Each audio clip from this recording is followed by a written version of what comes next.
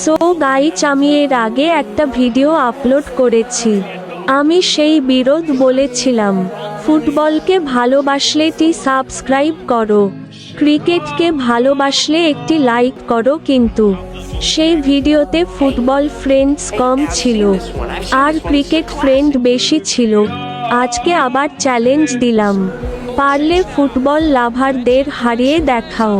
Football friends subscribe করো, আর যারা cricket লাভার তারা লাইক করো।